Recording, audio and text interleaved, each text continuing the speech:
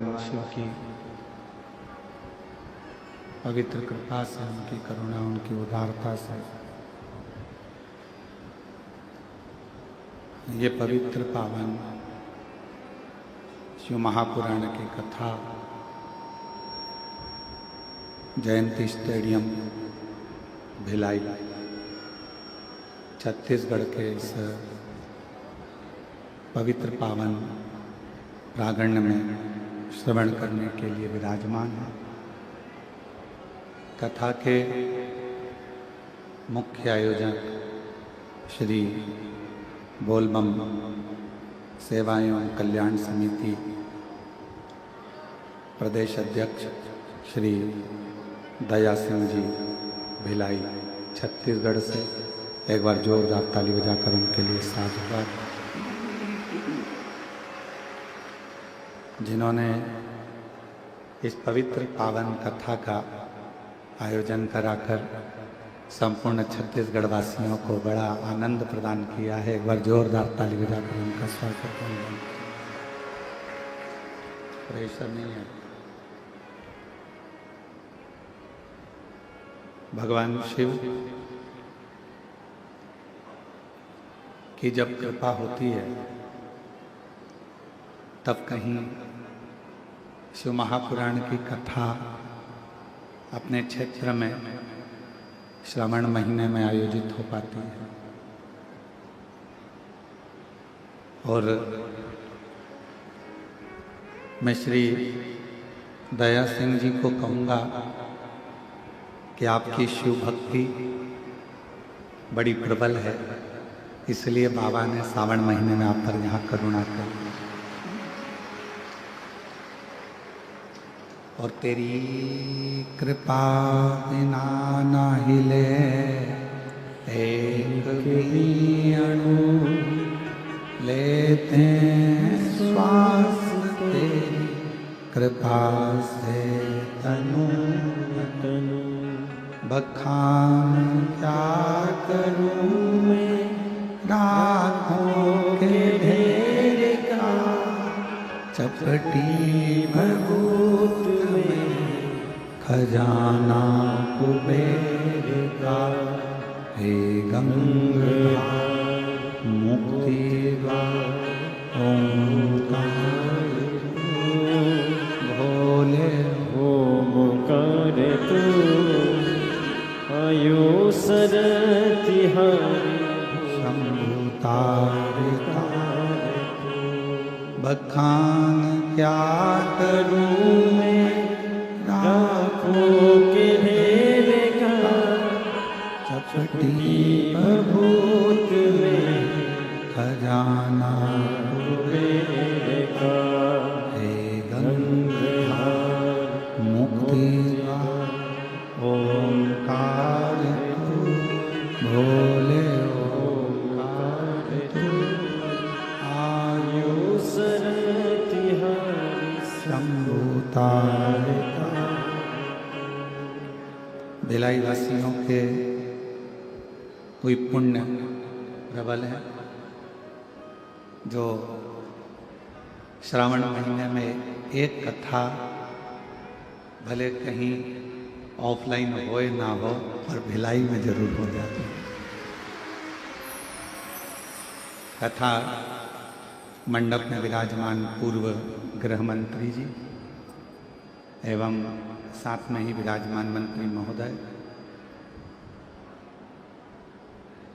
सभी श्रोता भाई बहन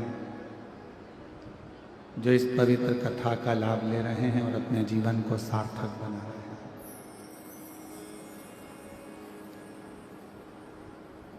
श्रावण का पूरा एक महीना कथा ऑनलाइन रही, पूरे एक महीने पर श्रावण के एक महीने के अंदर जो ये कथा भिलाई में हो रही है ये ऑफलाइन हो रही है। और शायद ऐसा नज़ारा भिलाई वालों ने पहले नहीं देखा होगा क्योंकि हमेशा भिलाई में 3 पंडाल बनते थे, अब की बार 5 पंडाल बनाए गए और 5 पंडाल में शिव भक्त लाखों की संख्या में विराजमान। और सोशल मीडियाओं के माध्यम से यहाँ के भिलाई के जितने यूट्यूबर हैं, जितने भी भिलाई के, उन यूट्यूबरों ने इस भिलाई की कथा को इतना अच्छा कवरेज किया कि जनमानस तक एक एक पल पल की खबर यहाँ की पहुँचाई और जनमानस में शिव भक्ति का प्रचार किया। मैं भिलाई नगर के और भिलाई के आसपास के सभी यूट्यूबरों को बहुत बहुत साधुवाद बधाइयाँ देता हूँ, जो आपकी सोशल मीडिया के माध्यम से श्रावण महीने में शिव भक्ति जनमानस तक पहुँची है। कथा मंडप में ही विराजमान भिलाई नगर के ही विद्वत ब्राह्मण जन, संत जन, गुरुजन, तपस्वी जन, साधक, ये बोलबम सेवा समिति पहले भी कथा का दिव्य और भव्य आयोजन श्रावण महीने में कराई। और कोई पुण्याई जब तक प्रबल ना हो, प्रकट ना हो, तब तक भगवान शंकर के पंडाल में पहुंचना और कथा श्रवण करना, ये दोनों कठिन है। कोई पुण्य, कोई पिछले जन्म के अच्छे कर्म मुझे बाबा तेरा, कोई पिछले जन्म के अच्छे कर्म मुझे बाबा तेरा, जहाँ सारी दुनिया झुकती है, जहाँ सारी दुनिया झुकती है, मुझे वो आली दरबार मिला, दरबार मिला। कोई पिछले जन्म के अच्छे कर्म मुझे बाबा तेरा प्यार मिला, कोई पिछले जन्म के अच्छे कर्म मुझे बाबा तेरा प्यार मिला। कोई पूर्व का कोई अच्छा क्रम होगा, पूर्व का कोई अच्छा भजन होगा, पूर्व का कोई अच्छा क्रम होगा, जो ये पवित्र पावन शिव महापुराण की कथा श्रावण के पवित्र अवसर पर आप और हमको मिल रही है।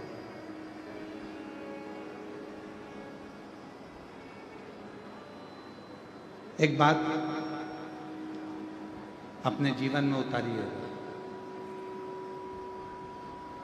आज स्कंद षष्ठी है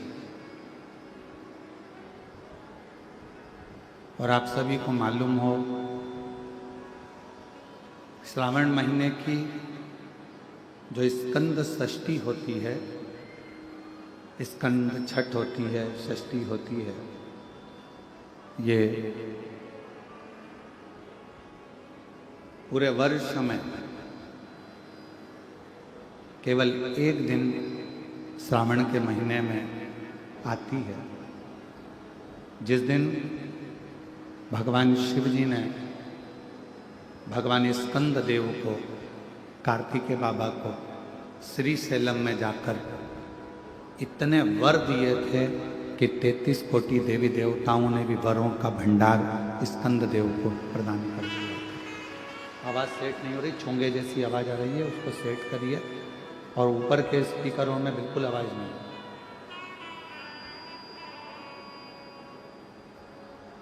आज वो स्कंद षष्ठी है।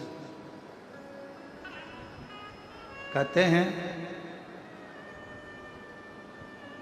आज के दिन यदि भगवान शंकर जी का नाम स्मरण किया जाए, आज के दिन यदि भगवान शिव के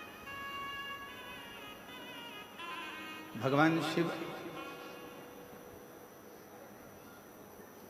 की करुणा की उदारता, करुणा उनकी उदारता, कहते हैं पूर्व में जितनी भी कथा हुई, पूर्व में जितनी भी कथाओं का क्रम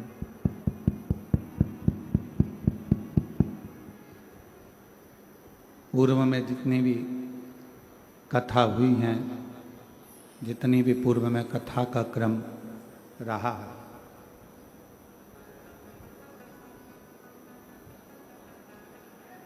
केवल एक शिव महापुराण की जो कथा होती है उसका ये पंडाल नहीं माना गया।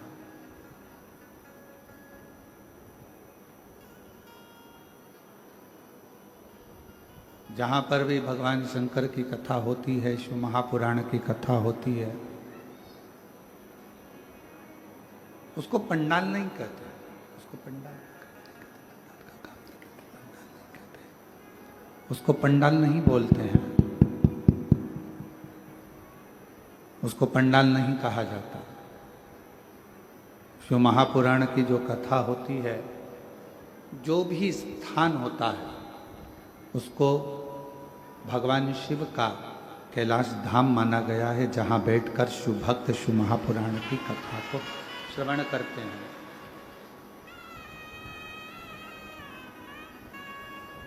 भगवान शंकर की पवित्र कथा को श्रवण करते हैं, शिव भक्त उस कथा को सुनते हैं और अपने हृदय में भगवान शिव की विरल भक्ति को, भगवान शंकर की भक्ति को धारण करते हैं। शिव भक्ति को धारण करने का एक केंद्र बिंदु, भगवान शंकर की भक्ति को धारण करने का एक स्थान, ये पवित्र पावन शिव महापुराण की कथा का स्थल। अब कई शिव भक्त ऐसे होते हैं, कई संसार में जन्म लेने वाले मनुष्य ऐसे होते हैं कि कैलाश धाम तक नहीं जा पाते, नहीं पहुंच पाते। पर मेरे शंकर भगवान ने, भगवान शिव ने अपनी वाणी में स्वयं तुमरुका जी से कहा है,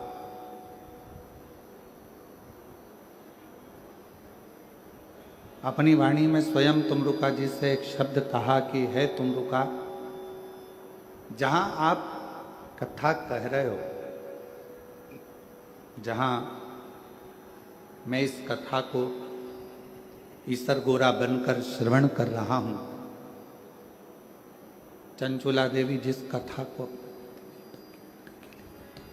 के लिए, चंचुला देवी अपने पति बिंदुक की मुक्ति के लिए, मोक्ष के लिए एक कथा श्रवण कर रही है।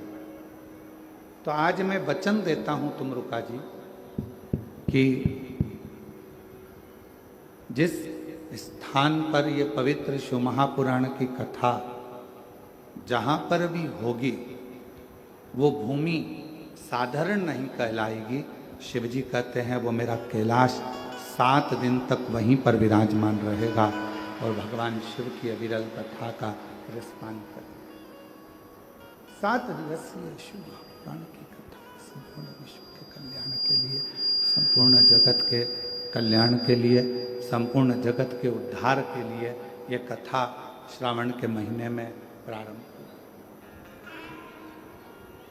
अब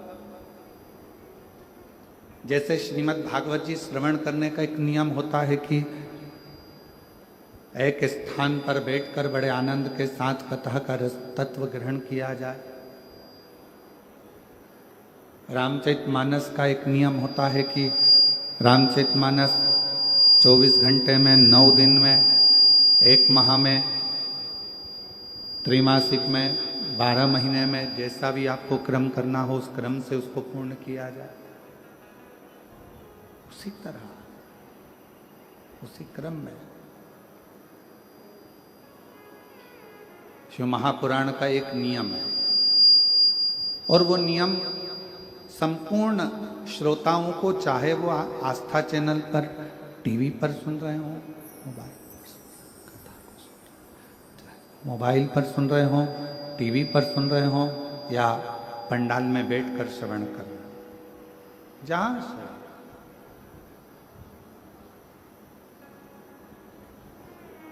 कथा के श्रोताओं का एक नियम होना चाहिए और वो नियम यहाँ बताया गया है कि कथा को सुनने वाला, कथा को श्रवण करने वाला, कथा को सहजने वाला, कथा को श्रवण करने वाला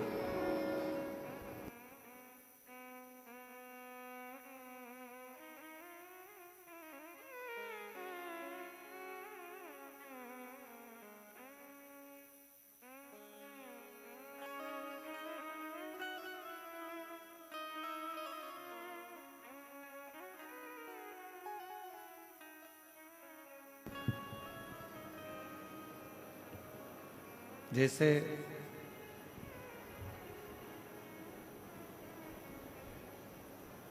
श्रीमद् भागवत का एक नियम होता है, जैसे रामचरित मानस का एक नियम होता है, उसी तरह श्री महापुराण का भी एक नियम होता है। उसी तरह और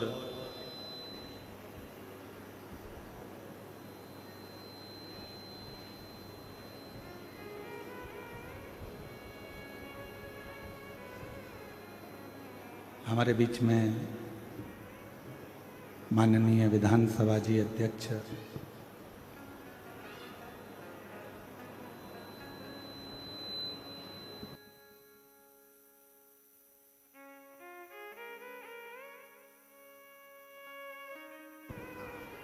हमारे बीच में डॉक्टर रमन सिंह धर्मपत्नी जी श्रीमती वीणा सिंह जी पधारी हैं और उनकी बहनें भी यहाँ पर पधारी हैं। एक बार जोरदार ताली बजाकर उनका स्वागत, वंदन, अभिनंदन। शिव कृपा है, आप भगवान शंकर की परम भक्त भी हैं और जब आपके निवास पर राजनांदगांव पर जाना हुआ था उस समय पर शिव भक्ति के किस्से बाबा की कृपा से बहुत श्रवण करने को मिले। एक बार जोरदार ताली बजाकर उनका स्वागत, वंदन, अभिनंदन। शिव तत्व कह रहा है, भगवान शंकर का चरित्र कर और तेरी कृपा बिना ना हिले एक भी अणु, लेते हैं श्वास तेरी कृपा से तनु तनु, बखान क्या करूं मैं राखों के ढेर का, चपटी भभूत में खजाना कुबेर का, हे गंगाधार मुक्ति द्वार ओंकार तू, भोले ओंकार तू, आयो शरण तिहारी शंभु तार तार तू। ये शिव की उदारता है।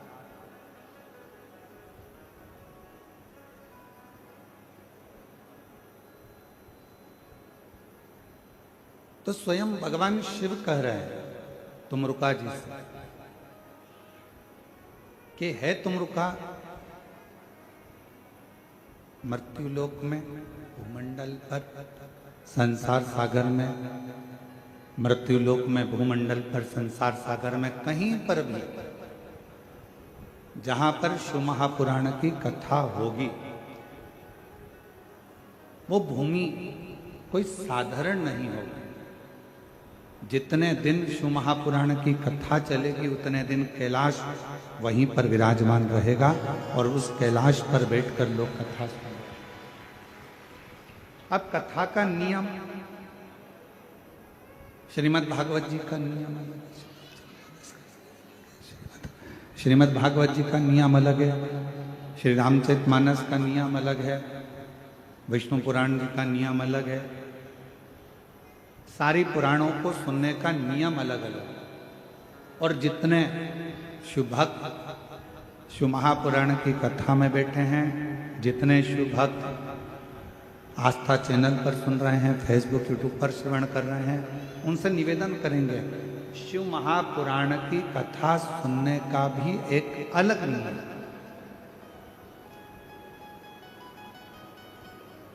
शिव महापुराण की कथा सुनने का नियम कौन सा है?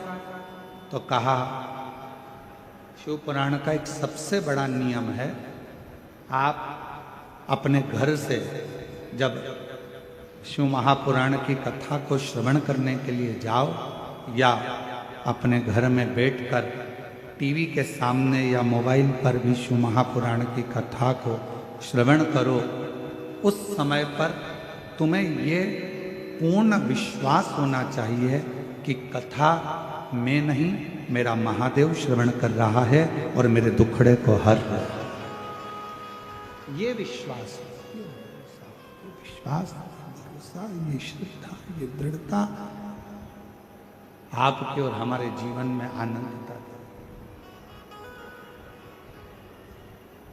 और फिर निवेदन है, अपना समय बिल्कुल बर्बाद मत करो।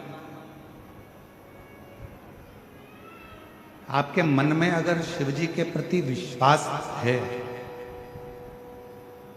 आपके मन में भगवान शंकर जी के प्रति भरोसा है, दृढ़ता है, विश्वास है, तो शिव महापुराण की कथा के पंडाल में जाकर बैठो, कहां तुम्हें जगह मिल जाए वहां जाकर बैठो।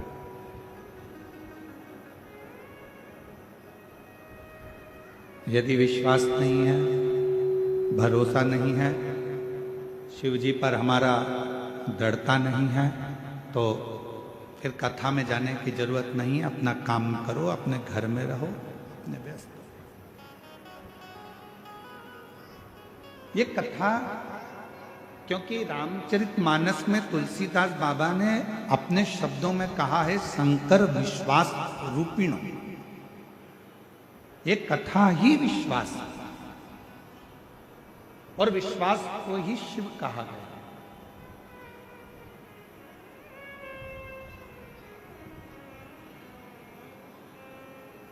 मानो तो मैं गंगा मां हूं, ना मानो तो बहता। अगर मानोगे तो मैं गंगा जी हूं, ना मानोगे तो बहता हुआ पानी। यह आपके ऊपर निर्भर करता है कि आप मुझे क्या मान रहे हैं, आप क्या स्वीकार कर रहे हैं, आप मुझ में क्या देख रहे हैं। अगर आपके भीतर विश्वास है कि मैं कथा में जाकर बैठूंगी, कथा श्रवण करूंगी, कथा सुनूंगा और मेरा बाबा मुझ पर करुणा करेगा, मेरा बाबा मुझ पर दया करेगा, मेरा बाबा मुझ पर करुणा करेगा, कृपा करेगा, दया करेगा, तो निश्चित है मेरा शिव आप पर करुणा जरूर करेगा। और 7 दिन की कथा जितने विश्वास के साथ, जितने भरोसे के साथ, जितनी दृढ़ता के साथ आप श्रवण करेंगे, उतना उतना शिव आप पर करुणा करना प्रारंभ कर देगा। दृढ़ता, विश्वास, भरोसा।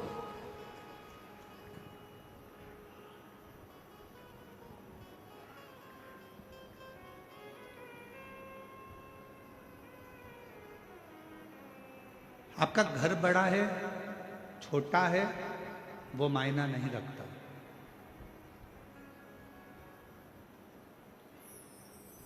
आप बहुत बड़े बंगले में रहते हो, वो मायना नहीं रखता।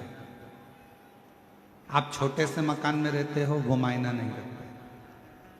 आपका घर बड़ा है या आपका घर छोटा है, वो मायना नहीं रखता। शिव महापुराण की कथा कहती है, मायना वो रखता है कि आपके घर में रहने वालों का व्यवहार कैसे, आपके घर में जो रह रहे हैं, आपके घर में जो निवास कर रहे हैं, आपके घर में जो रह रहा है, उसका व्यवहार कैसे। मालूम पड़े बंगला तो बहुत बड़ा है, घर बहुत बड़ा है,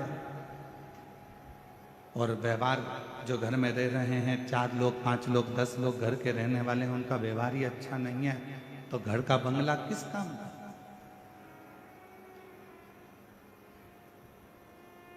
घर बड़ा है या घर छोटा है वो कोई मायना नहीं रखता, पर मायना रखता है तुम्हारे घर का व्यवहार। तुम्हारे घर का व्यवहार कैसा है।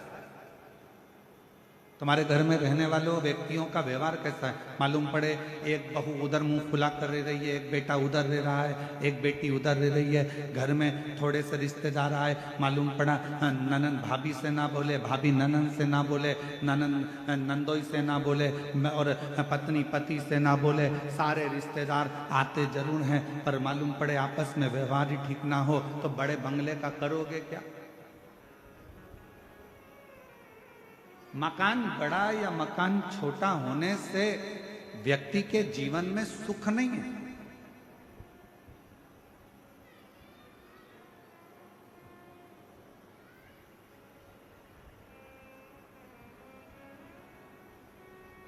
धन का बिस्तर मिल जाए पर नींद को तरसे नैन, और कांटों पर भी सोकर आए किसी के मन को चैन।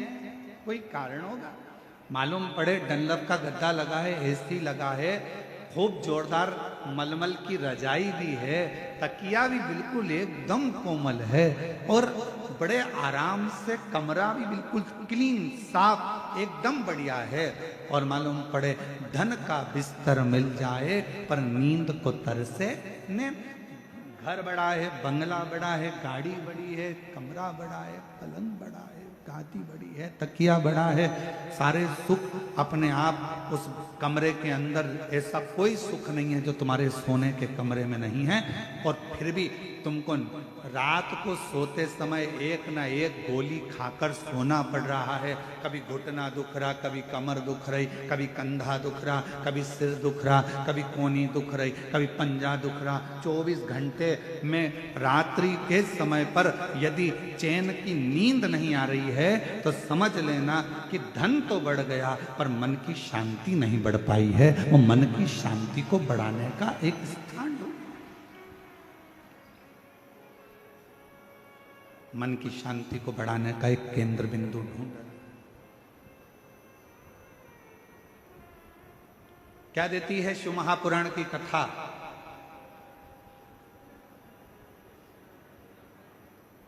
क्या प्रदान करती है शिव महापुराण की कथा? शिव महापुराण की कथा देती है पक्का विश्वास, पक्की दृढ़ता।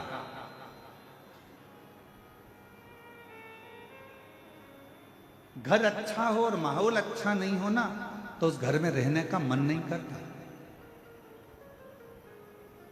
और माहौल अगर अच्छा है और घर अच्छा भी नहीं है तो किराए के मकान में भी महल नजर आता है।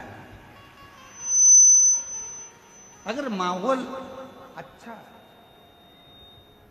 मकान अच्छा नहीं है, मान लो मकान अच्छा नहीं है और माहौल अच्छा है तो किराए के मकान में भी सुख नजर आता है, किराए के मकान में भी आनंद नजर आता है, किराए के मकान में भी आनंद की अनुभूति हो।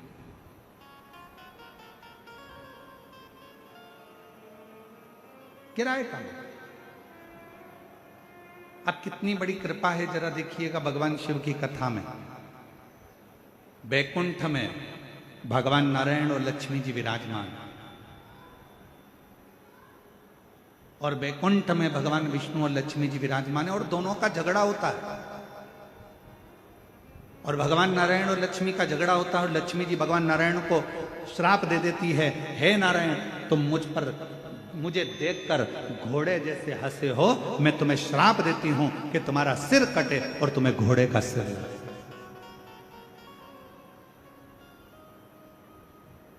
अब देखिए जरा, श्राप किया गया।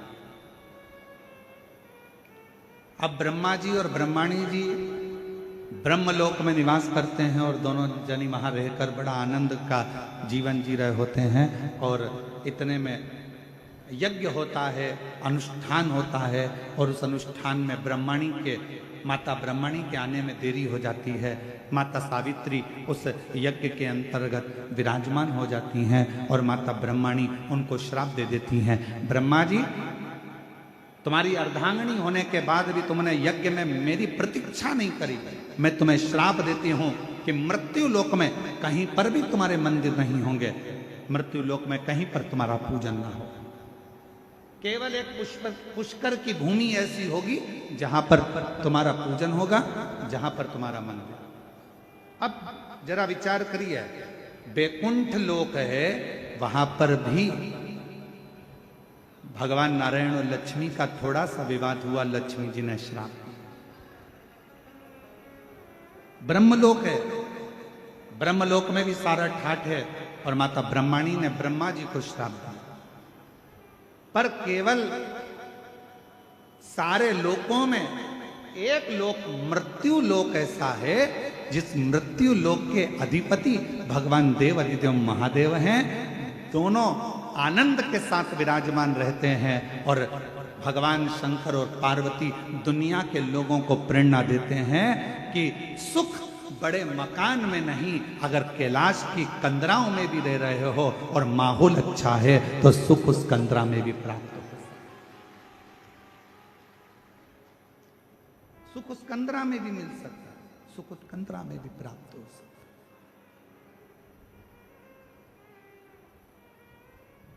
बस अच्छा घर अच्छा है और माहौल अच्छा नहीं है तो घर किसी काम का नहीं है, और अगर माहौल अच्छा है तो फिर आप गुफा में भी रह रहे हो, कंदरा में भी रह रहे हो, तो समझ लो कि सुख है, सुख।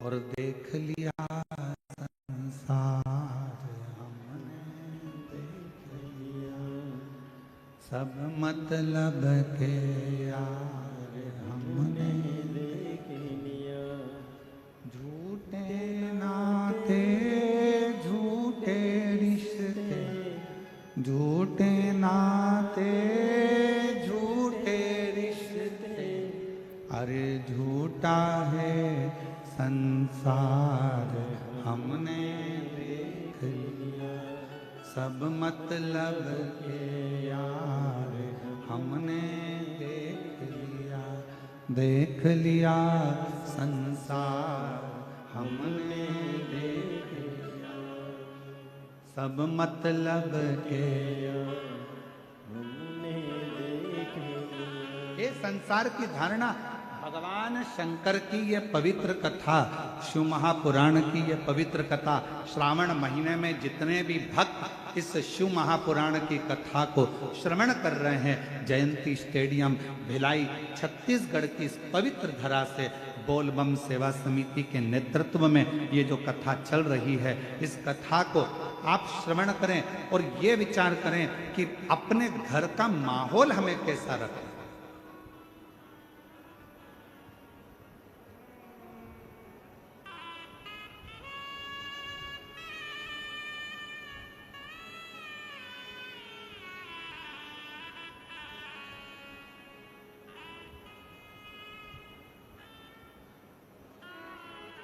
घर को यदि साफ करना जरूरी है तो मन को भी साफ करना जरूरी है। थोड़ा परिश्रम जिंदगी में बहुत जरूरी है। आप में से कितने लोग हैं जो चाय पीते हैं? हाथ उठाओ जरा। हम चाय का ऑर्डर नहीं दे रहे हैं तुम लोगों के लिए, हम तो पूछ रहे हैं। फिर से उठाओ जरा, कितने लोग हैं जो चाय पीते हैं? चलो बहुत बढ़िया, रख लो। चाय पीने से कभी जीवान जली कि नहीं जली तुम्हारी? जम के तो बोलो, आवाज नहीं आई। जली है ना? अब तुम्हारी जीवान अगर चाय पीने से जली तो तुम में से कितने लोग हैं जिनकी जीवान चाय पीने से जली और उनने चाय पीना छोड़ दिया? जम के तो बोलो, छोड़ा किसी ने? नहीं। हमारे दया सिंह जी के घर की भाभी और बहुएं हाथ हिला रही, नहीं गुरुजी हम नहीं छोड़ा।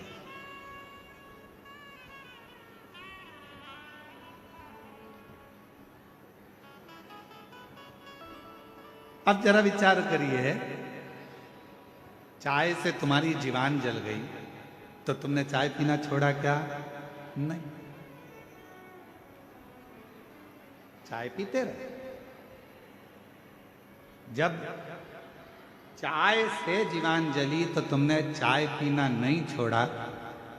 मान लो एक कंपटीशन एग्जाम दिया, एक परीक्षा दी, या एक परीक्षा देने में आप सफल नहीं हो पाए, असफल हो गए, या आप उस रिजल्ट में निकल नहीं पाए, तो कई लोग कह देते हैं कि अब आज से मैं एक भी एग्जाम नहीं दूंगा।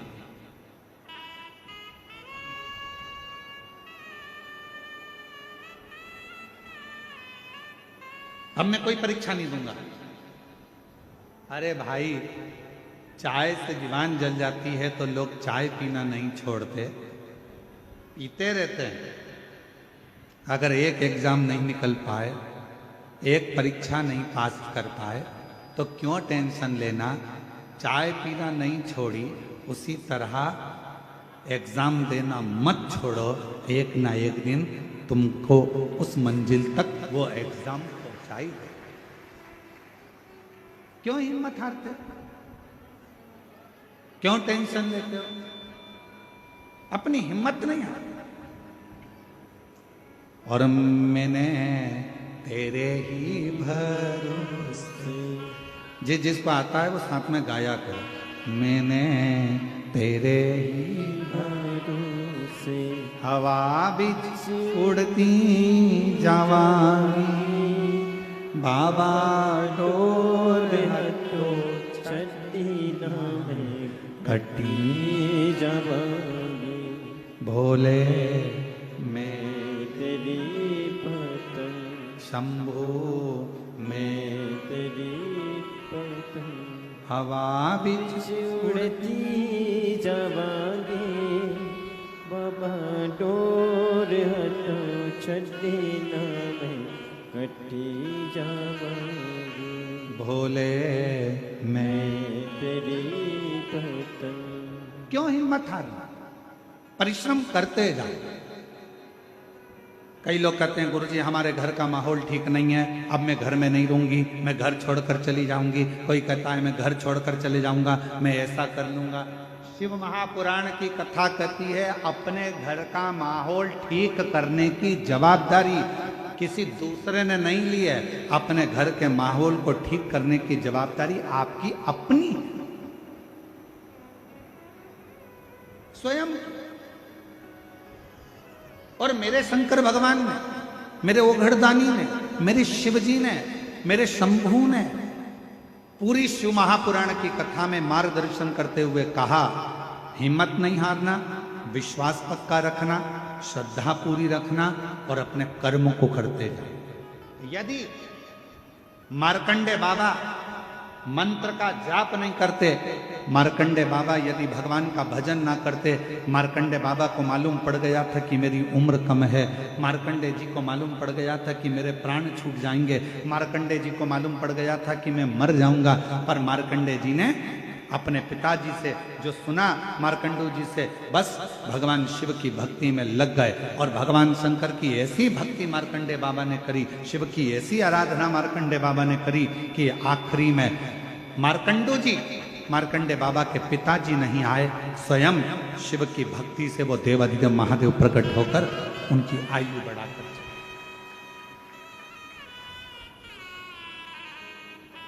स्वयं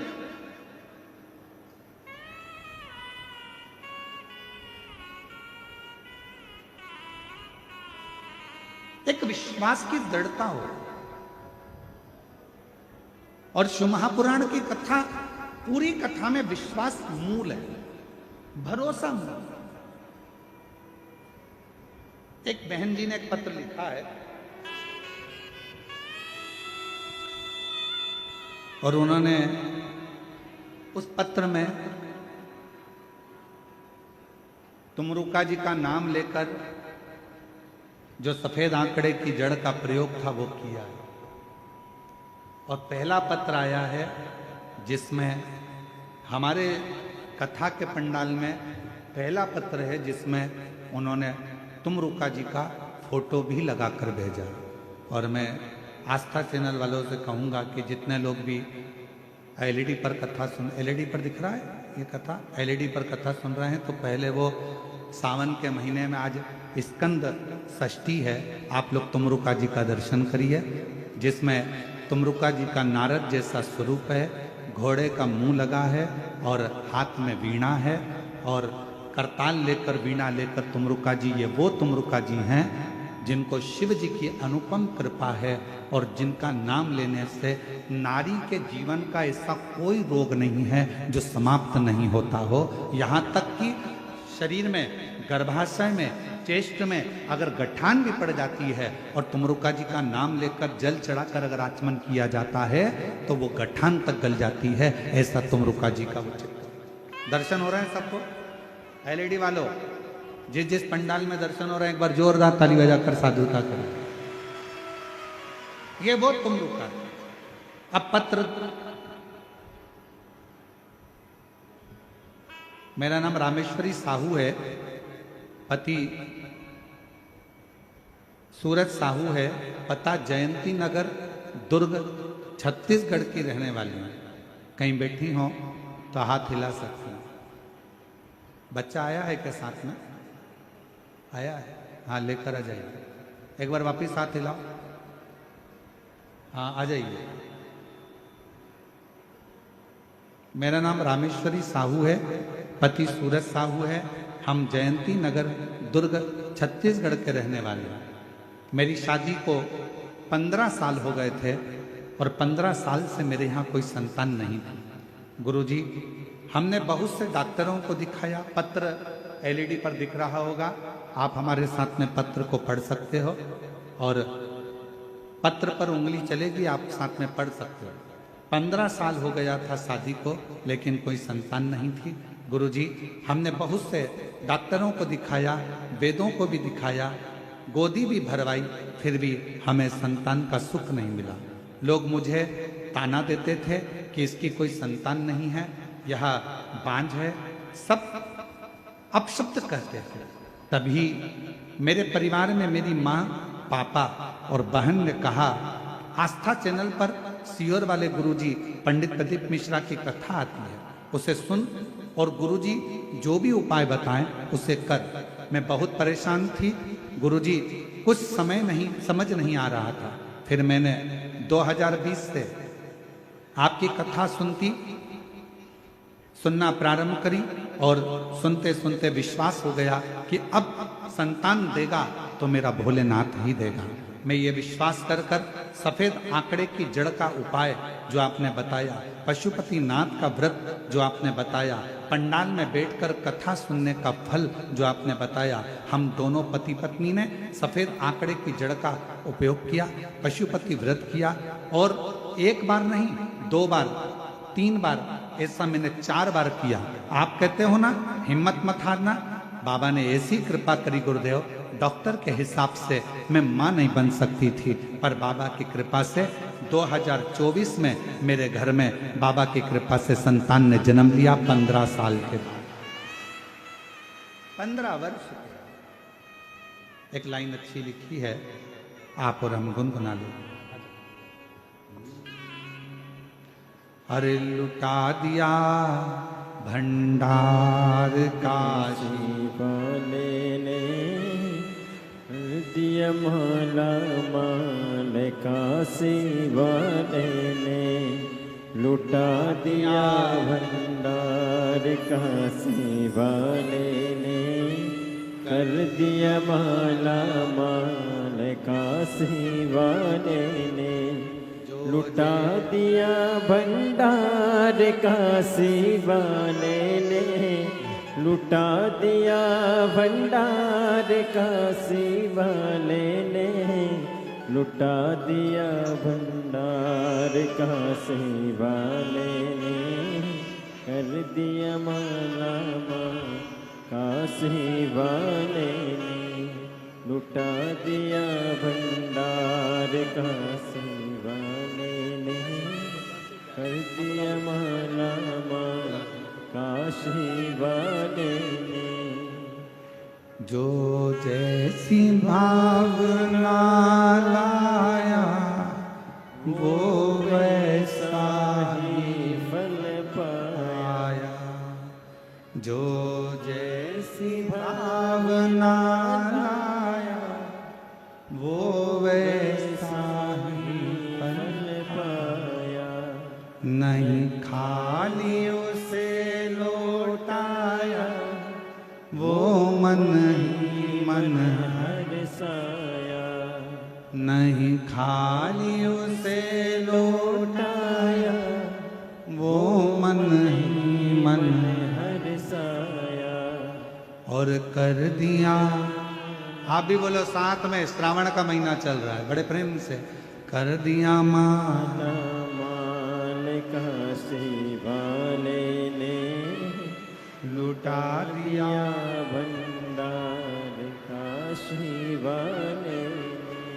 इस पत्र में उन्होंने एक लाइन लिखी है, बड़ी अच्छी लाइन, देखिए।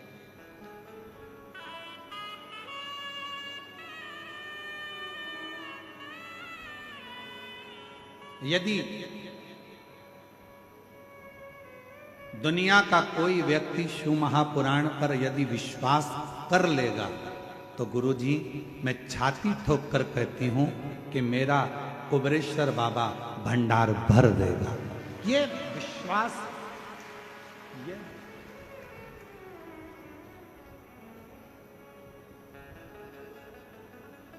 और जितनी मेरी जीजियां बैठी हैं, जितने मेरे जीजा बैठे हैं, जितनी मेरी बेटियां बेटाएं, मेरी माताएं जितनी बैठी हैं, मैं आपको निवेदन करूं, जितने विश्वास से आप शिव महापुराण की कथा को श्रवण करेंगे, और ये विश्वास ही तो है जो 5 पंडाल लगे होने के बाद भी भक्तों का सैलाब पंडालों के बाहर खड़ा हुआ है, ये आपका विश्वास और आपकी दृढ़ता और आपका भरोसा है।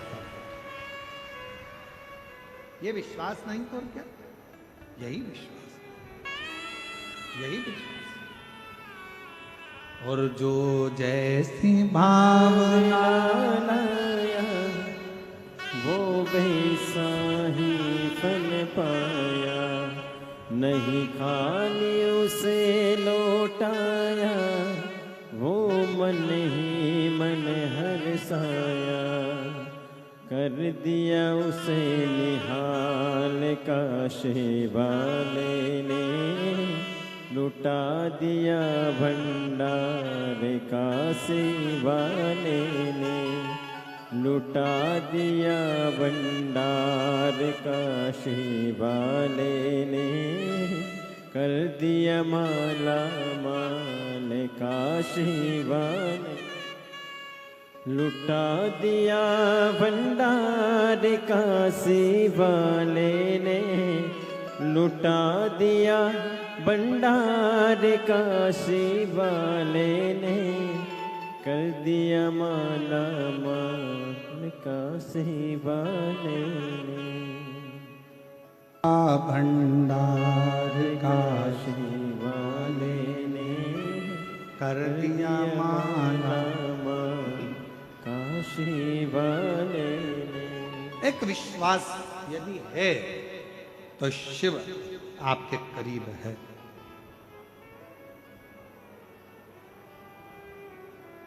क्या कहती है देवराज ब्राह्मण की कथा। देवराज तो कभी शंकर जी के मंदिर ही नहीं गया। देवराज तो कभी भगवान शंकर को जानता तक नहीं था। जिस देवराज ब्राह्मण ने कभी मंदिर नहीं गया, जल नहीं चढ़ाया, पूजन नहीं करी, अर्चना नहीं करी, आराधना नहीं करी, साधना नहीं करी, मंत्र नहीं जपा, अनुष्ठान नहीं किया, पूजन नहीं की, अर्चना नहीं की, और वो शिव जी के धाम चले गया।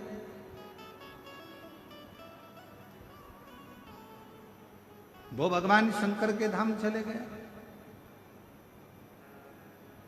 ए मेरी छत्तीसगढ़ की जीजियों और मेरे छत्तीसगढ़ के जीजाओं, बेटियों, बेटाओं, मेरी माताओं, आपसे निवेदन करूं एक बार एकांत में बैठना और एकांत में बैठकर कभी इस बात पर विचार करना कि देवराज ने आखिर पुण्य कौन सा करा।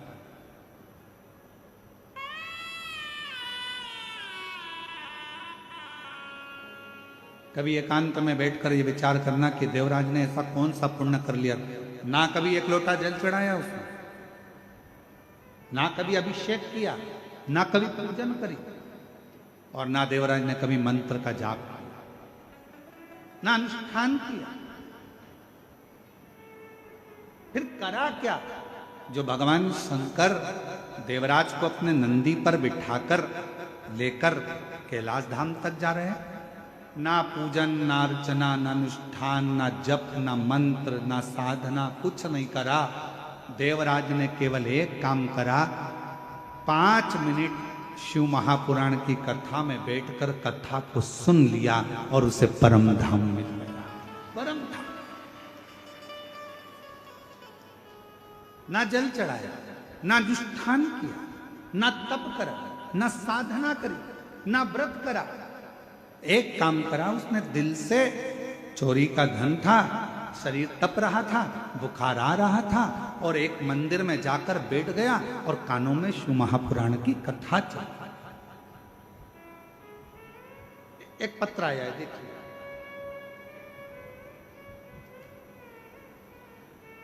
मेरा नाम योगिता शर्मा है, मैं राजिम की निवासी हूँ, जिला गरियाबाद से आई हूँ। कहीं बैठी हों तो हाथ हिला सकती हैं, अगर कहीं बैठी हों तो हाथ हिला सकती हैं। मेरा नाम योगिता शर्मा है, मैं राजिम की निवासी हूँ, जिला गरियाबाद से आई हूँ। और अगर कहीं बैठी हों तो हाथ हिला दें, और अगर बैठी हों आप ही हैं ऐसा हाथ हिला दो, वापिस हिलाओ। आइए एक बेलपत्र लेकर जाइए, आ जाइए। गुरुजी, मैं पशुपतिनाथ के व्रत की महिमा, 1 लोटा जल व मंदिर की साफ सफाई का कितना बखान करूं उतना कम है। पत्र को आप लोग एलईडी पर पढ़ सकते हैं। मैं पशुपतिनाथ जी, मेरा बेटा निकाल नहीं पाया। दूसरी बार फिर से उसने यूपीएससी की परीक्षा दी, इंटरव्यू दिया, सिलेक्शन नहीं हुआ। एक बार फिर शॉर्ट लिस्ट में उसका नाम आया। हमें लगा कुछ महीने में उसका सर्विस ऑर्डर आ जाएगा, पर कुछ नहीं हुआ। फिर से मेरे बेटे ने तैयारी करी। मैंने अपने बेटे से कहा, बेटा वो सियोर वाला महाराज कहता है कि अगर मेहनत पूरी करी जाए, परिश्रम पूरा करा जाए, रात दिन एक करा जाए, और आखिरी में एक बेलपत्री पर शहद लगाकर शिवजी को चढ़ाकर एग्जाम दिया जाए तो बाबा सुनता जरूर। मेरा बेटा बोला, माँ एक बार अपन रुद्राक्ष महोत्सव में सीहोर चलते हैं। मेरा बेटा मुझे 2022 में सीहोर ले गया। मेरे बेटे ने कंकर शंकर की पूजा करी।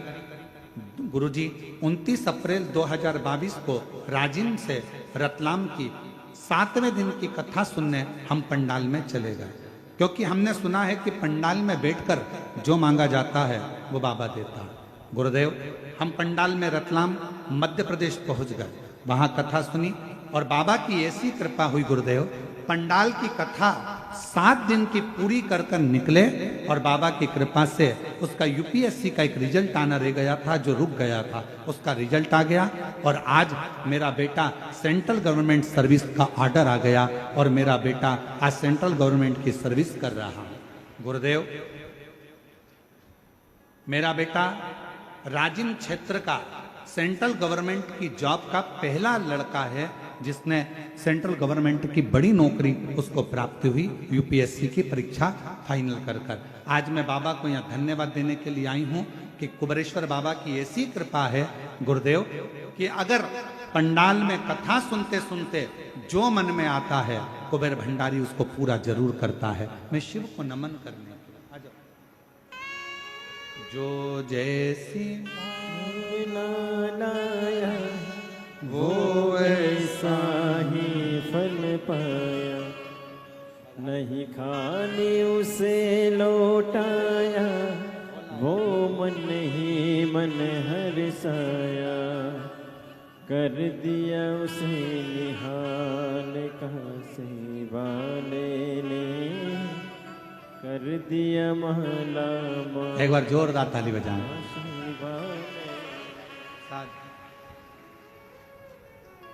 और तेरी कृपा का कब किस पर हो जाए, जरा से हम पर कर दो, जरा से हम पर कर दो। उसकी कृपा ऐसी, उसकी करुणा ऐसी। कितना विश्वास लेकर आप कथा सुन रहे हैं, यह आपके ऊपर निर्भर करता है। कितनी दृढ़ता धारण कर कर आप कथा सुन रहे हैं, यह आपके ऊपर निर्भर करता है। आप शिव महापुराण पर कितना भरोसा करते हैं, यह आपके ऊपर निर्भर करता है। सीहोर वाले महाराज जी तो 7 दिन कथा सुनाएंगे, चले जाएंगे। दयाल सिंह जी इस कथा का आयोजन कराए हैं, बोलबम समिति इसका आयोजन कराई है।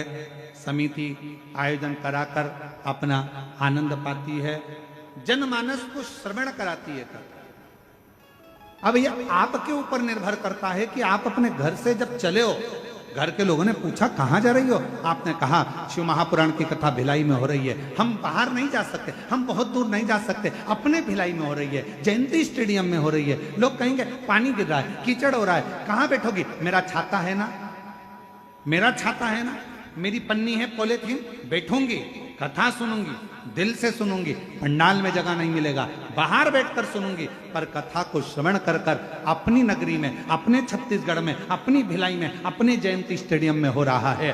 दुनिया के लोग बाहर बाहर सुनने जाते हैं, कम से कम मेरे लिए मेरा बाबा यहां तक आया है, मुझे जाना है, कथा श्रवण कर, मुझे कथा। विश्वास कितना, भरोसा कितना, दृढ़ता कितनी, कितने विश्वास के साथ आप कथा को श्रवण करते हो, यह आपके ऊपर निर्भर करता है।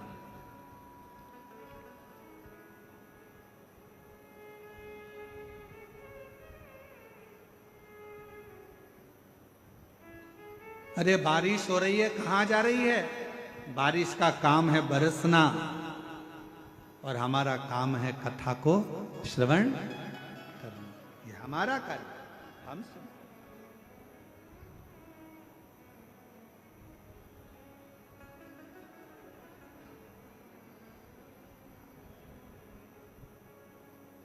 दो शब्द हैं जिन पर थोड़ा ध्यान दीजिएगा, एक है अफवाह और दूसरा है वाह। बोलो जरा कौन कौन से शब्द हैं? आवाज नहीं आई, जरा दमदारी से बोलो। अफवाह और वाह, ये दो शब्द हैं, दो शब्द। एक शब्द है अफवाह, गलत बोल देना, गलत सुना देना, किसी के लिए गलत बता देना, अफवाह उड़ा देना। अरे इतना भीड़ हो रहा है, इतना भीड़ हो रहा है, ऐसा हो रहा है, वो हमारे पास में रहती है, वो ऐसा है, वो हमारे पास में रहता है, वो ऐसा है, वो ऐसा है, उसका लड़का ऐसा, उसकी लड़की ऐसी, उसका परिवार ऐसा, उसका कुटुंब ऐसा। अफवाह उड़ाने में कलयुग में सब माहिर हैं, अफवाह उड़ाने में कलयुग में सब माहिर हैं। इसलिए थोड़ा सावधानी रखना। शिव महापुराण की कथा कहती है किसी अफवाह में मत जाना। क्यों? क्या कारण? तो कहा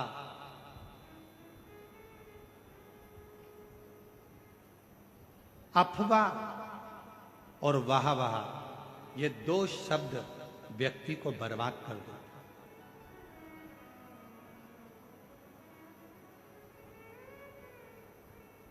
अफवाह व्यक्ति के जीवन को बर्बाद कर देती है, और वाह अपने भीतर अहंकार को रखकर, अभिमत्ता को रखकर बर्बाद कर देती है।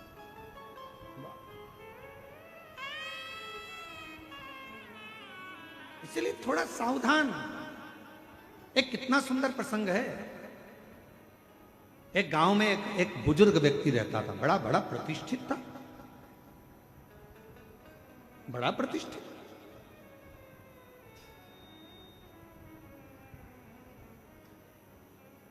और गांव में बुजुर्ग व्यक्ति रहता था।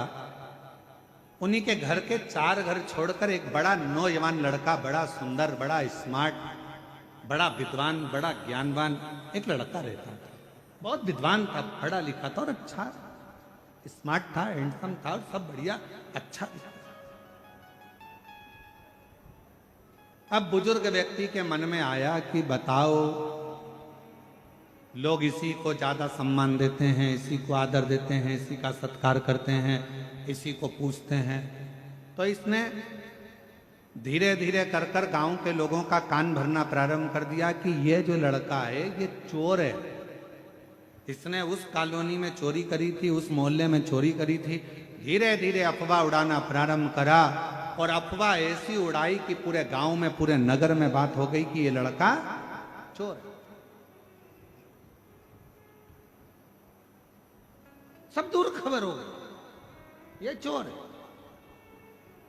इसने चोरी करी। अब बात चलते चलते एक दिन नगर के गांव में चोरी हो गई और चोरी का इल्जाम गांव के लोगों ने किस पे लगाया? उसी लड़के पर लगाया जो चोर नहीं था, पर ईर्ष्या से उसको चोर बना दिया गया और चोरी का इल्जाम लगा दिया। चोरी का इल्जाम जैसे ही लगा, चोरी का इल्जाम लगते से उस लड़के को पकड़ा गया, थाने में लेकर गए, बंद किया। बंद करने के बाद जब निर्णय लिया गया, सारे सबूत देखे गए, तो मालूम पड़ा कि इस लड़के ने तो चोरी ही नहीं की। चोरी सूचना पाई कि इस पर चोरी का इल्जाम लगाया किसने, तो कहा कि एक गांव का व्यक्ति है और उस गांव के व्यक्ति ने इस पर चोरी का इल्जाम लगाया। उस गांव के बुजुर्ग व्यक्ति को बुलाया और पूछा गया, तुमने इस नवयुवक लड़के की जिंदगी खराब कर दी, तुमने इस नवयुवक युवान लड़के का जीवन बर्बाद कर दिया और तुमने इस पर चोरी का इल्जाम लगा दिया। वो बुजुर्ग व्यक्ति आंखों से आंसू भरकर रोने लगा। मैंने तो हंसी हंसी में टिप्पणी करी थी छोटी सी, मैंने तो हंसी हंसी में बस ऐसे ही बोल दिया था, मैंने तो हंसी हंसी में बस ऐसे ही नाम ले दिया था। इतने में सरपंच को गुस्सा आ गया और सरपंच ने कहा इसका निर्णय कल लिया जाएगा। एक काम करना, तुमने हंसी हंसी में जो काम किया है, जो तुमने बोला है, जो तुमने इस लड़के के लिए बोला है, एक कागज में लिखो, उस कागज को फाड़ो, फेंक दो और कल आते आते उस कागज के टुकड़ों को वापस लेकर आना। निर्णय कल दिया जाए। बुजुर्ग व्यक्ति ने वही बात लिखी, फाड़ी, फेंकी, वापिस आया। कागज का एक टुकड़ा, दो टुकड़ा उसको मिला, बाकी का कोई टुकड़ा उसको, कोई टुकड़ा नहीं। सरपंच ने कहा बाकी के कागज के टुकड़े कहाँ हैं? तो कहा वो तो हवा में उड़ गए, मैं सब लेकर नहीं आ पाया। सरपंच ने कहा बुजुर्ग व्यक्ति से, बाबा जी किसी के लिए कुछ कह देना हवा में उड़ने के बराबर है। उसकी जिंदगी बर्बाद हो गई। तुम्हारी जरा सी हंसी में, जरा सी अफवाह में, जरा से अपशब्द में किसी का जीवन बर्बाद हो जाता है, फिर वो जीवन संभल नहीं पाता है, संभल नहीं पाता। कहना सरल है, किसी के लिए अफवाह उड़ाना सरल है। वो लड़का ऐसा, वो माता ऐसी, वो भाई ऐसा, वो बुजुर्ग ऐसा, वो व्यक्ति ऐसा, उसने ऐसा कर दिया, उसने वैसा। अफवाह उड़ाना सरल है, अफवाह में कहना सरल है, किसी के लिए आड़ा टेढ़ा कहना सरल है, किसी के लिए अफवाह उड़ाना सरल है, किसी के लिए अपशब्द कहना सरल है। परंतु उस अफवाह का जो बाद में निर्णय निकलता है, वो व्यक्ति को झंझोड़ देता है कि वो व्यक्ति ऐसा नहीं था और दुनिया के लोगों ने उसको गलत ठहरा दिया। गलत दो शब्द हैं, एक अफवाह और दूसरा वाह वाह। अफवाह भी हमारे जीवन को नष्ट कर देता है, हमारे विचारों को नष्ट कर देता है। और दूसरे नंबर पर है वाह वाह। अगर कोई तुम्हारी तारीफ कर रहा है, वाह वाह बोल कर तारीफ कर रहा है, बहुत बढ़िया भैया, बहुत, तो वाह वाह कर रहा है, तो समझ लेना ये हमारे भीतर कहीं अहंकार को तो नहीं भर रहा, हमारे भीतर कहीं अभिमतता को तो नहीं भर रहा।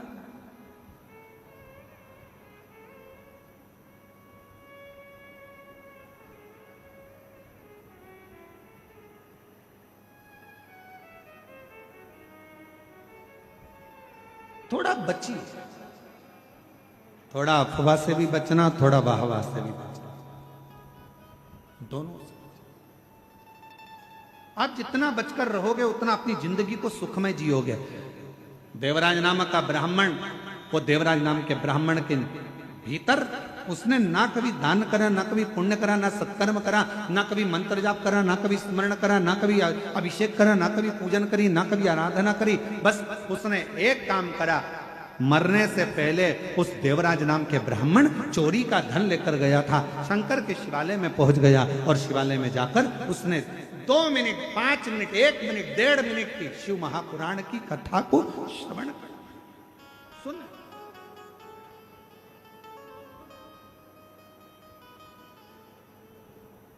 तो फिर निवेदन करूं इस पवित्र व्यासपीठ से, फिर निवेदन करूं इस पवित्र श्रावण के महीने के इस पावन कथा से, पावन कथा के रसपान। आपने सावन के महीने में यदि अभिषेक नहीं करा है, सावन के महीने में यदि पूजन नहीं करी है, सावन के महीने में अगर शिव जी के मंदिर नहीं गए हो, सावन के महीने में अगर शंकर भगवान का मंत्र जाप नहीं करा है, सावन के महीने में अगर नाम जाप नहीं करा है, तो श्रावण के महीने में अगर बन सके तो शिव महापुराण की कथा 2 मिनट 5 मिनट की अवश्य पंडाल में जाकर श्रवण करो, तुम्हें उसका फल अवश्य प्राप्त।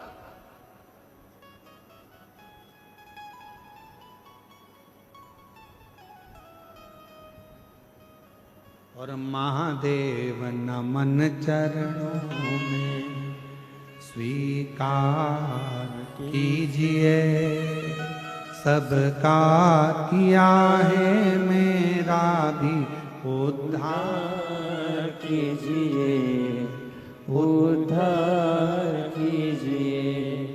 हे त्रिपुंडधारी, हे त्रिशूलधारी, हे त्रिपुंडधारी, हे त्रिशूलधारी।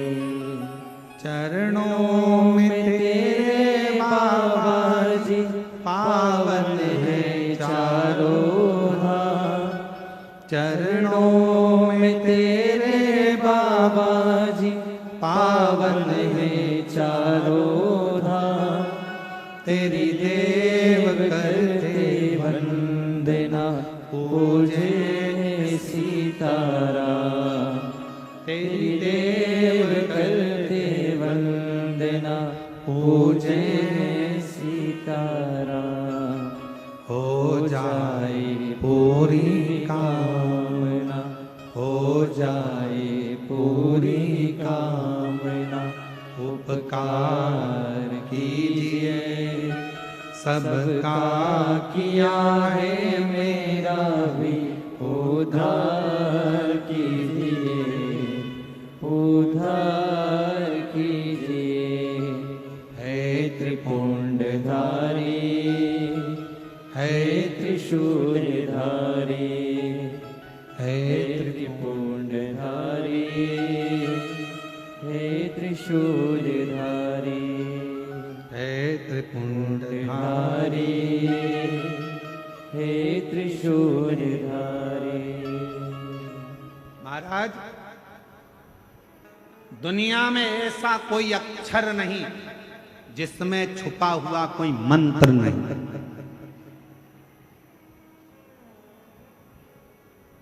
संपूर्ण ब्रह्मांड में, दुनिया में ऐसा कोई अक्षर नहीं जिसमें छुपा हुआ मंत्र नहीं, और दुनिया में कोई ऐसा वृक्ष नहीं, पौधा नहीं जिसमें औषधि का गुण नहीं। दुनिया में ऐसा कोई पौधा, ऐसा कोई वृक्ष नहीं है जिसमें औषधि का गुण नहीं है, और दुनिया में कोई ऐसा मनुष्य नहीं जिसके अंदर कोई ना कोई गुण नहीं। परमात्मा सबको गुणवान बनाकर पैदा कर रहा है। हर वृक्ष में, हर पौधे में औषधि होती है, हर शब्द में, हर अक्षर में मंत्र होता है।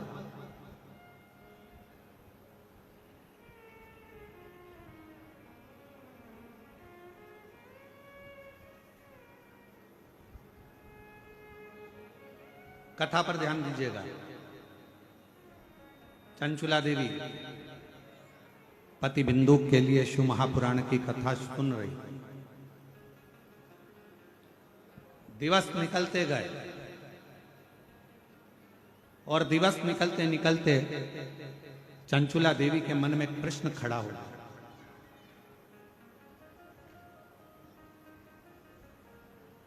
श्रावण की यह पवित्र कथा भिलाई छत्तीसगढ़ से चल रही है। बड़ा सावधानी से सुनिएगा आप लोग इसका। पूरे छत्तीसगढ़ का गौरव है ये पवित्र कथा, जो श्रावण महीने में बोलबम समिति श्री दया सिंह जी को मैं साधुवाद दूं तो इतनी दिव्यता और भव्यता के साथ इस कथा का दिव्य आयोजन हो रहा है।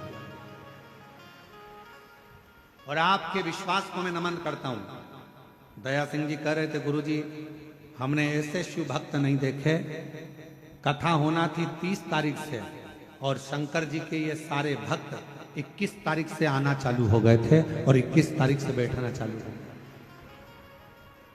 हमने पूछा दया सिंह जी से कि इतने लोगों का जो आ रहे थे 21 तारीख से, इनको तो 30 तारीख की कथा थी तो 29 को पहुंचना था, 28 को पहुंच जाते, पर 21 तारीख से 10-12 दिन पहले, 7 दिन 8 दिन पहले यहाँ पहुंचना कैसे व्यवस्था हो जजमान की? तो कहा गुरुजी 21 तारीख से शिव भक्त यहाँ पहुंचना चालू हो गए और हम जब भी आते तो ये प्रयास करते कोई भूखा तो नहीं है, कोई रह तो नहीं गया।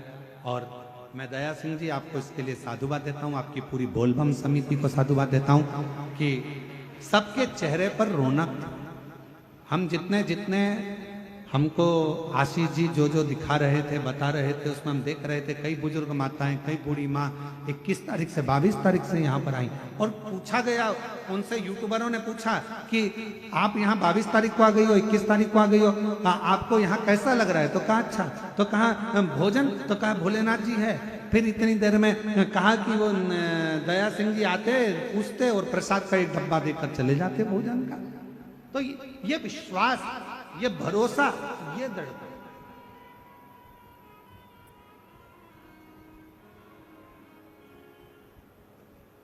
इसलिए इस कथा को हम कहेंगे कि पूरे छत्तीसगढ़ का गौरव है ये शिव महापुराण की कथा, भिलाई जयंती स्टेडियम की कथा। ये गौरव छत्तीसगढ़ का एक आनंद।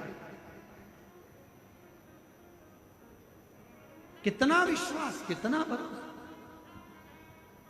प्रश्न खड़ा हुआ, कथा चलती रही और चलती चलती कथा में कुछ दिन निकले और दिन निकलने के बाद में जैसे ही थोड़े से दिन निकले, दिन निकलने के बाद में चंचुला देवी ने पूछा, तुमरुका जी से एक प्रश्न।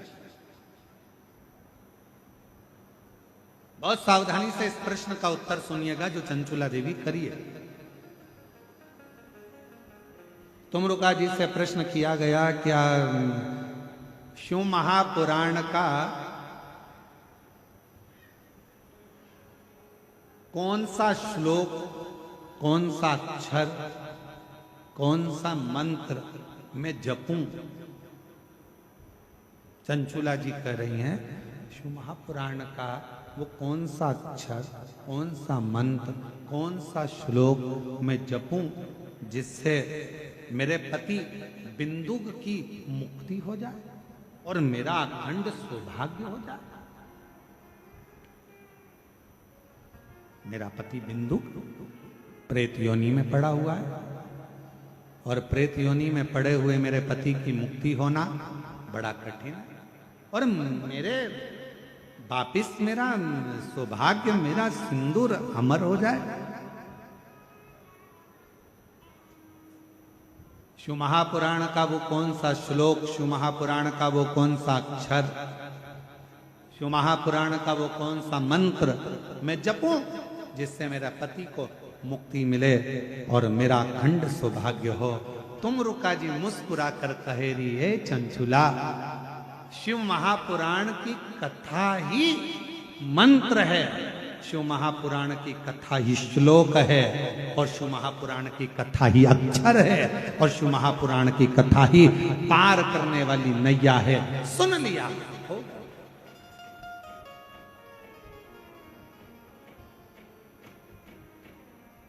कुछ जपे ना जपे, कुछ बोले ना बोले, कोई मंत्र का किया ना किया, कोई अक्षर को जपा ना जपा, किसी मंत्र को जपा ना जपा, किसी अक्षर का नाद किया ना किया। आज के जमाने में लोगों के अंदर बहुत बड़ा भ्रम पड़ा हुआ है। हाँ, हम ओम नमः शिवाय बोले, नमः शिवाय बोले, हम ये बोले कि हम वो बोले, हम ये शब्द बोले कि हम वो शब्द बोले, हम ओम नमो भगवते वासुदेवाय बोले कि हम राम बोले, कि हम कृष्ण बोले, कि हम शंकर बोले, कि हम शिव बोले, कि हम भोलेनाथ बोले कि हम शंभुनाथ बोले। आज के जमाने में दुनिया के लोगों ने भगवान शंकर को ऐसा बांट दिया, कोई कहता है शिव अलग हैं, कोई कहता है शंकर अलग हैं, कोई कहता है शंभु अलग हैं, कोई कहता है महादेव अलग हैं, कोई कहता है ये अलग हैं। शिव महापुराण की कथा कहती है हमें ज्यादा आडंबर में नहीं पड़ना, हमें ज्यादा दिखावे में नहीं पड़ना। हम तो एक बात जानते हैं कि हमारे घर के नजदीक में जो शंकर जी का शिवलिंग है वही हमारा शंकर है, वही हमारा पिता है और वही हमारा सुनने वाला है। एक लोटा जल चढ़ाएंगे हमारा बाबा सुन लेगा। और कोई तुमसे कहे ये मंत्र मत बोलो, वो मंत्र मत बोलो, ये ओम नमः शिवाय में ओम मत लगाओ, तो नमः शिवाय में ये मत लगाओ, तो श्री शिवाय नमस्तुभ्यं, तो ओम नमः भगवत, तुम कोई चक्कर में मत पड़ो। तुम्हारा दिल करे तो राम बोलो, तुम्हारा दिल करे तो कृष्ण बोलो, और तुम्हारा दिल करे तो शिव बोलो, और तुम्हारा दिल करे तो नमः शिवाय बोलो, तुम्हारा दिल करे तो ओम नमः शिवाय बोलो, और तुम्हारा दिल करे तो श्री शिवाय नमस्तुभ्यं बोलो, और तुम्हारा दिल करे तो ओम नमो भगवते वासुदेवाय बोलो। तुम्हारा दिल करना चाहिए, क्योंकि दिल तुम्हारा है, मन तुम्हारा है और महादेव तुम्हारा है। दिखावे से वो प्रसन्न है, आडंबर से नहीं प्रसन्न।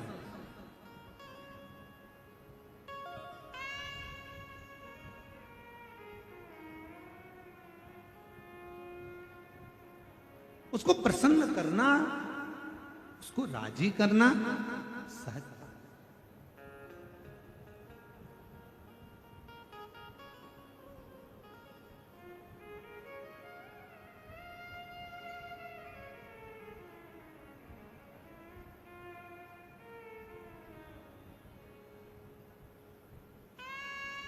बस उसके चित्त वृत्ति में, मन में थोड़ा सा भाव प्रकट करें।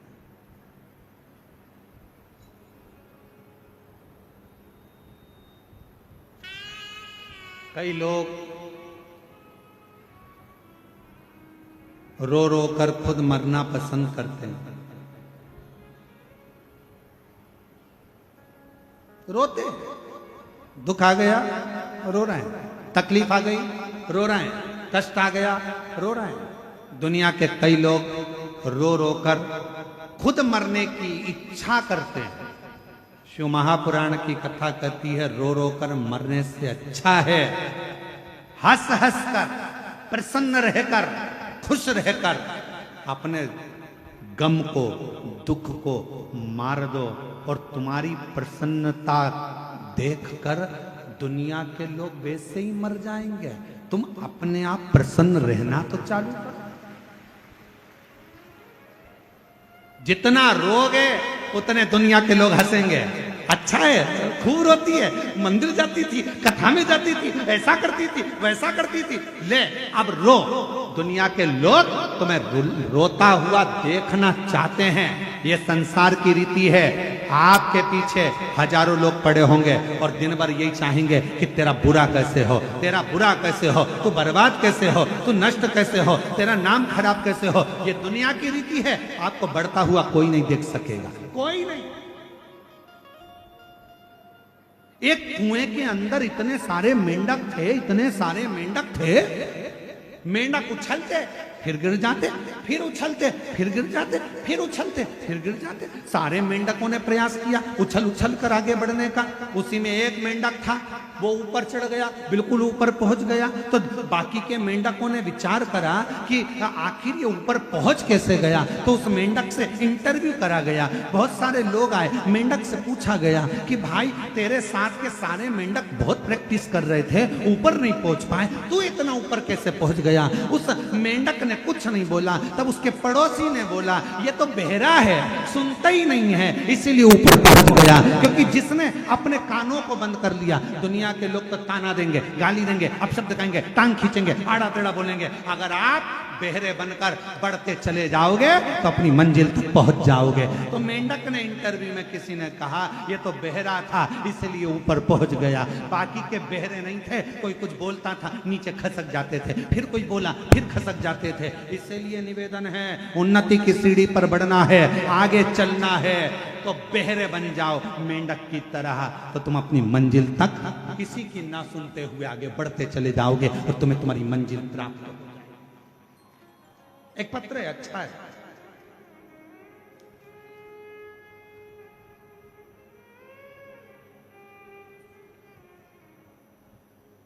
मेरा नाम कविता टेम्बरे है। मेरे पति का नाम श्री दास टेम्बरे है। मैं तहसील मुकाम तुमसर पोस्ट मेरेवानी जिला भंडारा राज्य महाराष्ट्र से आई हूँ। कहीं बैठी हों तो हाथ हिला सकती हैं। महाराष्ट्र के भंडारा से आई हुई हैं, तुमसर से।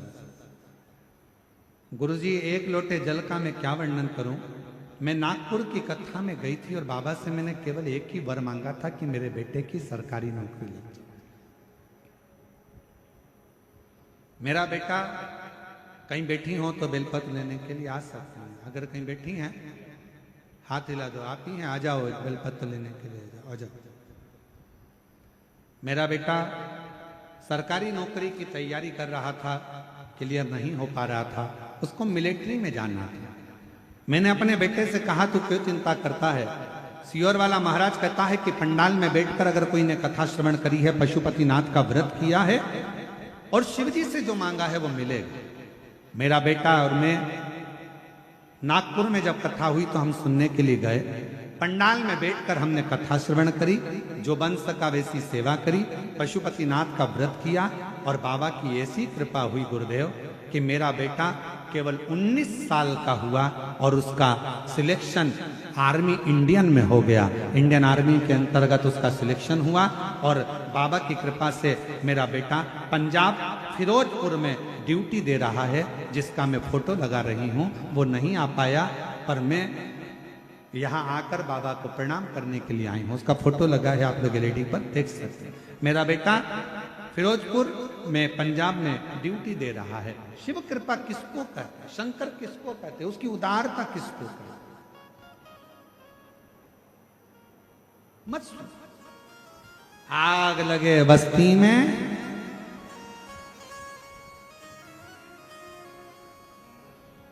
आप लोगों को बारिश की ठंड लग गई क्या?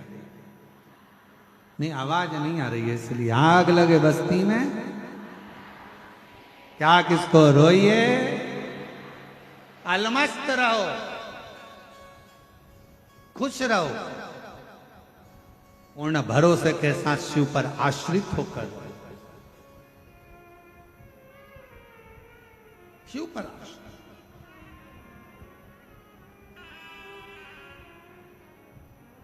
और धीमा बजाओ भोलानाथ डमरू, धीमा बजाओ, धीमा बजाओ भोलानाथ डमरू, धीमा बजाओ, धीमा बजाओ भोलानाथ डमरू, धीमा बजाओ, धीमा बजाओ भोलानाथ डमरू, धीमा बजाओ, धीमा बजाओ बाबा, धीमा बजाओ, धीमा बजाओ भोला, धीमा बजाओ, धीमा बजाओ भोला, धीमा बजाओ, धीमा बजाओ भोला, धीमा बजाओ, अरे धीमा बजाओ भोलानाथ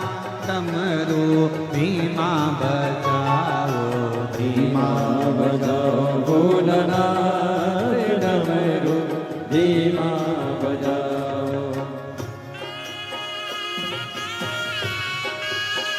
दोनों हाथों से